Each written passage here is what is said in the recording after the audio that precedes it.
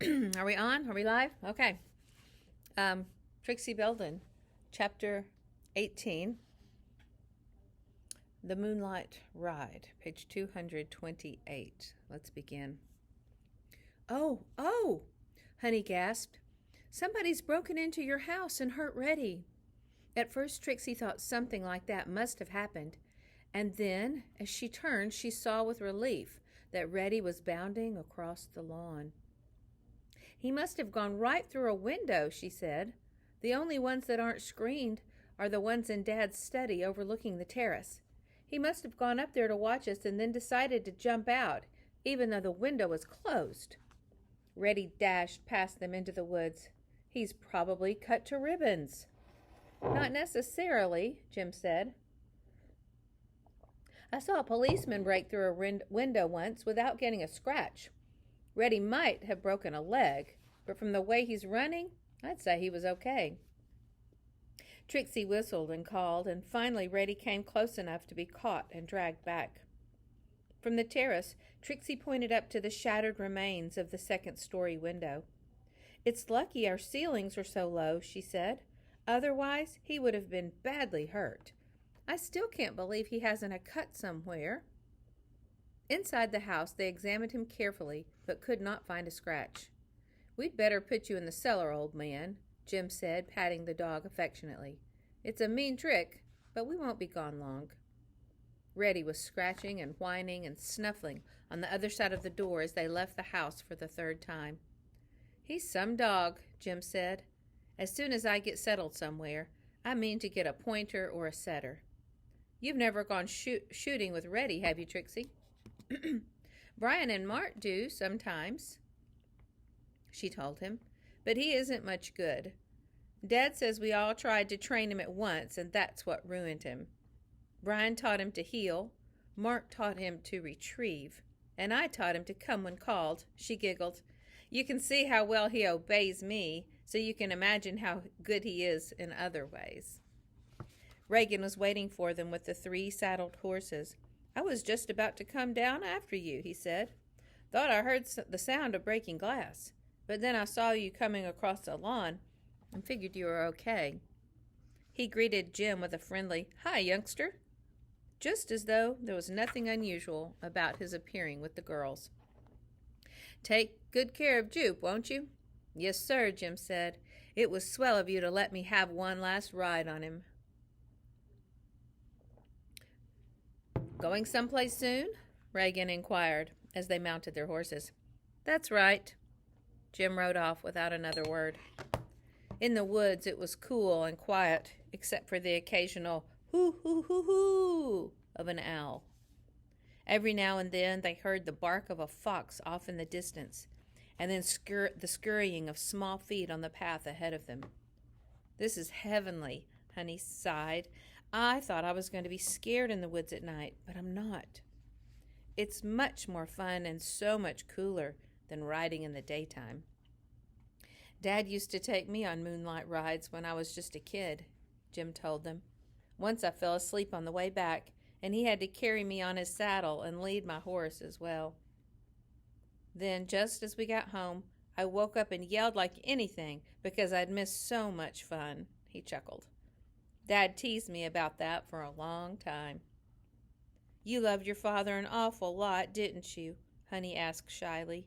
You must miss him like anything. Jim nodded soberly.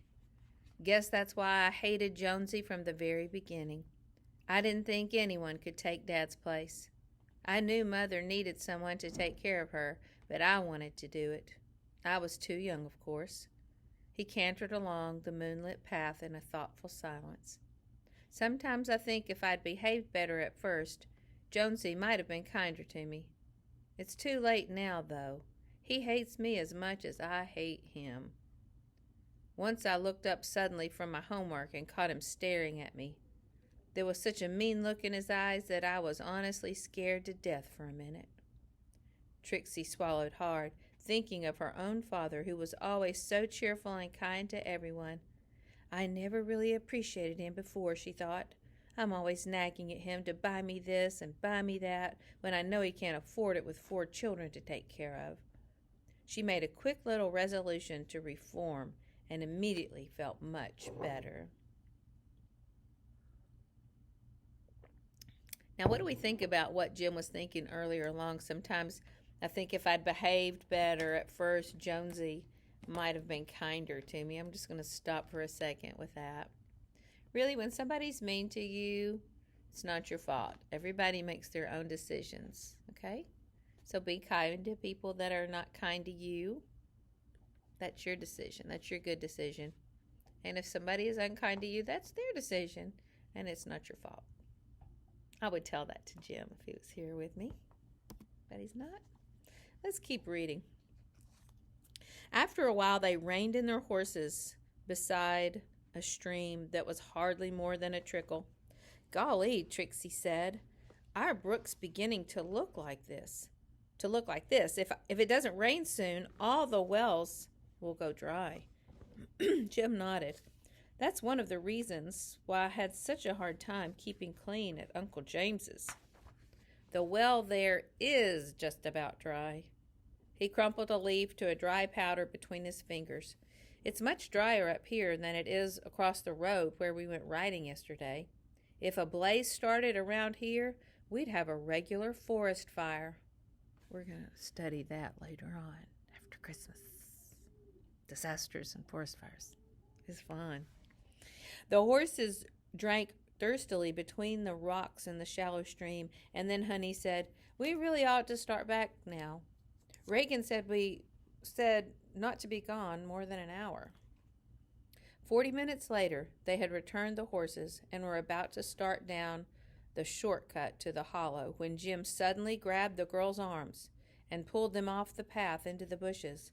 There's someone up at the mansion, he whispered, and I think there's a car parked down at the foot of the driveway. Trixie sucked in her breath. In the bright moonlight, she could distinctly see the head and shoulders of a man rising above the thicket.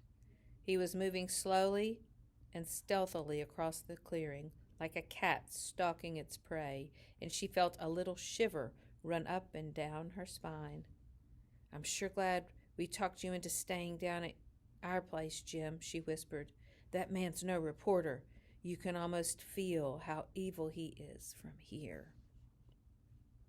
Trixie heard Honey gasp and felt the pressure of her arm. Let's go tell Reagan, Honey begged. We ought to stay at our house tonight, Trixie. I wouldn't dare go down into the hollow with that man's car parked so near your driveway. Honey's right, Jim interrupted. You girls go back to the manor house. I'm going to creep through the woods and see who that man is. If it's who I think it is. Jonesy? Trixie broke in excitedly. You think it's Jonesy, don't you, Jim? He was standing in the long black shadow of an evergreen, but Trixie could see him nod his head. He may have seen the New York papers this afternoon and driven right down the river after me, but I can't be sure until I get closer. He started off on the path that led through the woods to the mansion, walking carefully and silently over the pine needles. Wait for me, Trixie cried impulsively. If he should try to hurt you, I could hit him over the head with something. Don't go without me, Jim. Okay. Reluctantly, Jim waited for her to catch up. But don't step on a twig or make any noise that would warn him. I just want to see what he's up to. I'm coming too, Honey said suddenly. If things get bad, I can at least scream loud enough for Reagan to hear us. I'm at the top of page 234. So remember, they returned the horses, so they don't have horses with them. Think they can be quiet? How do you not step on a twig in the dark of night? These are some special kids. It took them much longer to walk along the trail than it had when they had rode on horseback, and Trixie thought they would never reach the thicket around the clearing. Neither she nor Honey was as used to stalking in the woods as Jim was, and every time their feet disturbed a branch or a pebble, Trixie's heart momentarily stopped beating. Suppose Jonesy heard them and was waiting for them on the other side of the hedge. Suppose he had that big black whip in his hand that Jim often dreamed about. Maybe this was what Honey's nightmare and premonitions were all about. At last, Jim pushed ahead of them through the thick vines and underbrush, and they crouched behind him, hardly daring to breathe. There was no sign of anyone in the clearing, and then they heard the faint crush of gravel, and Trixie saw a thin, stoop-shouldered man coming around from the other side of the house. "It's Jonesy, all right," Jim said, his mouth close to Trixie's ear. The man peered through one of the front windows, and as he turned away in the bright moonlight, Trixie thought she had never seen such a mean-looking face before. His thin lips were drawn back over yellow, protruding teeth. His eyes glittered cruelly. Long, muscular arms swung ape-like from his broad, bent shoulders, and she shuddered as she watched his thick, twisted fingers light the cigarette which dangled from one corner of his ugly mouth. Ooh, this author didn't want to cut him any breaks. She's going to make him ugly, yellow teeth, smoker, gangly. She's really, really trying to make his outer characteristics match what she wants us to believe about his insides. In true life, that doesn't always happen. Sometimes beautiful people have hearts that aren't good. And sometimes people that aren't that attractive, aren't that beautiful, have gorgeous hearts. But sometimes writers try to do that, especially for young children. Make the outside match what you want to believe. Them match what they want you to believe about the person's inside. So we'll just go with this. All right, let's keep reading. Top of 236. He moved stealthily along, keeping close to the shadows of the house, and stopped suddenly beside the open living room window. Trixie was sure she was going to hiccup or cough or sneeze as Jonesy hesitated for a moment, looking over one shoulder, right at the spot where they were hiding. Then with one more backward look, he silently swung over the windowsill. She could feel her breath hissing through her teeth as she crouched there, watching the glow of the cigarette as the man moved from room to room. "My mug," Jim whispered desperately. "It's sitting right there on the mantel, and the Bible with the will inside is just beside it. Those cat-like eyes of his will see them in the dark. He'll see everything." "Oh, gosh," Trixie thought remorsefully. "Why did we forget to bring them down this afternoon?" She uttered a prayer of thanks that she had the presence of mind to slam the big oil painting in the dining room against the wall. "Shh," Honey cautioned. "He's put out his cigarette. Now we won't know where he is." In a minute or two, the broad, stooped shoulders of the man were silhouetted against the open window. He glanced cautiously around the clearing. Then he climbed out and thoughtfully stared up at the top floors as though debating whether or not he should search them before departing. Finally, after lighting another cigarette, and with several backwards glances at the old mansion, he disappeared down the rutted driveway. They waited breathlessly until they heard the motor of the car on the road below turn over, and then they stood up, stretching to watch it drive away toward the village. "That settles it," Jim said as they moved into the clearing. "I'm going to stay up here tonight and keep an eye on this place."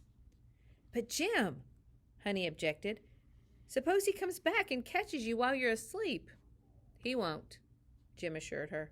"I'll sleep in the summer house, if I sleep." He vaulted in through the window and came back quickly with the mug and the Bible. "At least he didn't take these with him, but he knows now that I've been living here." He lifted the overhanging vine which hid the entrance to the old arbor and began to crawl along to the summer house. "Good night, girls," he said. "You'll be perfectly safe down at Trixie's. He doesn't want to see you any more than you want to see him. Don't worry." 238. Reluctantly, Trixie and Honey started down the hill to the hollow. "He's crazy to try to sleep in that stuffy little house," Trixie complained. "But there's no sense in arguing with Jim. He's red-headed and stubborn." The moonlight threw long black shadows across the path, and Honey edged closer to Trixie. "Do you think that awful man will come back?" she asked, tucking her arm through Trixie's as they came out of the woods behind the garage. "I don't think so," Trixie told her. "At least not tonight. Anyway, he won't bother us," as Jim said. "He has no way of knowing that we're all alone in the house." And that ends chapter 18. So, question, do you think there is any truth to the old adage that red-headed people are stubborn or hot-headed or, like to fight or any of those things? I wonder if we've ever met like a sweet, giving, red-headed person. I wonder where that came from, where that got started. Interesting, huh? Okay. Thank you, boys and girls.